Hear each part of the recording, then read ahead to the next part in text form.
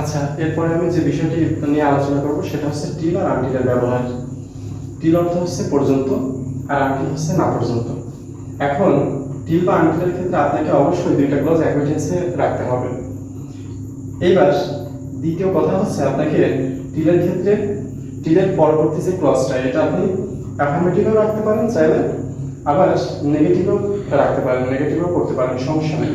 কিন্তু আনটিলের ক্ষেত্রে অবশ্যই পরবর্তী ক্লজটা আপনাকে অ্যাফার্মেটিভে করতে হবে, কারণ আনটিল নিজেই নাবোধক অর্থ প্রকাশ করে যেটা নেগেটিভ। এখন আপনার দুইটা উদাহরণ দিয়েছি আমি, এই দুইটা উদাহরণ দেখলে ক্লিয়ার হয়ে যাবে। Wait here till I come অথবা আই ডো নট কাম। টিলের ক্ষেত্রে দেখেন আপনার দুইটা এখানে অথবা দিয়ে আমি ক্লজ লিখেছি, দুইটা ক্লজ লিখেছি। এখন একটা ক্লজ হচ্ছে আই কাম আর একটা ক্লজ হচ্ছে আই ডো নট কাম। যে কোনো একটা ব্যবহার করলেই হবে আপনার। এটা হচ্ছে অ্যাফার্মেটিভ আর এটা হচ্ছে নেগেটিভ অর্থ প্রকাশ করছে। এখন আপনি চাইলে অ্যাফার্মেটিভটাও দিতে পারেন, চাইলে নেগেটিভটাও দিতে পারেন, কোনো সমস্যা নেই। টিলের ক্ষেত্রে অ্যাফার্মেটিভ ব্যবহার করলেও হবে, আবার নেগেটিভ ব্যবহার করলেও হবে, কোনো সমস্যা নেই। কারণ টিল হচ্ছে পজিটিভ অর্থ প্রকাশ করে। আর এরপরে আপনি চাইলে নেগেটিভ ব্যবহার করতে পারেন, চাইলে আবার পজিটিভ অর্থ প্রকাশ করতে পারেন, সমস্যা নেই। এরপরে আমরা দেখব আনটিলের ক্ষেত্রে কি অর্থ দিচ্ছে। আনটিলের ব্যবহারটা দেখব, আনটিলের উদাহরণটা দেখলে ক্লিয়ার হবে। Wait here until I come. এক্ষেত্রে দেখেন আমি শুধু আই কাম লিখেছি, আই ডু নট কাম লিখিনি, কারণ একটা বাক্যে দুইবার না না ব্যবহার করা সম্ভব নয়। আনটিলের ক্ষেত্রে অবশ্যই পরবর্তী ক্লজটা আপনাকে পজিটিভে রাখতে হবে, অ্যাফার্মেটিভে রাখতে হবে। এখন wait here until I come, আমি না আসা পর্যন্ত অপেক্ষা করো। এবার টিলের ক্ষেত্রে এরকম অর্থ দিচ্ছে wait here till I come, আমি আসা পর্যন্ত অপেক্ষা করো।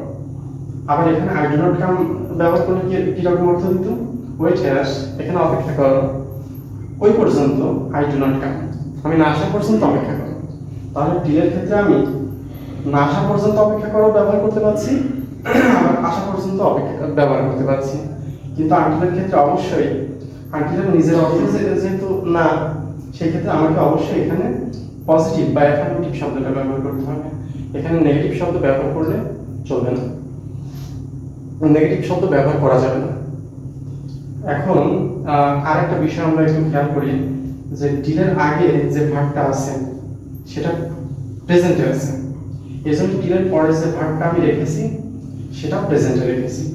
এখানে যদি আমি ওয়েটেড ব্যবহার করতাম, পাস্টে ব্যবহার করতাম, সেক্ষেত্রে কামের পাস্ট ফর্ম কেম ব্যবহার করতাম এই জায়গাতে। এবার পরবর্তী ক্লজটাতে আমরা দেখি, পরবর্তী ক্লজেও আমরা হচ্ছে পরবর্তী যে উদাহরণটা আছে সেই উদাহরণটায় আমরা দেখতে পাচ্ছি যে ওয়েট লিখেছি আনটিলের আগে, এই জন্য পরবর্তী ক্লজের যে ভার্বটা সেটা হচ্ছে কাম রেখেছি, কারণ এটাও প্রেজেন্টে আছে।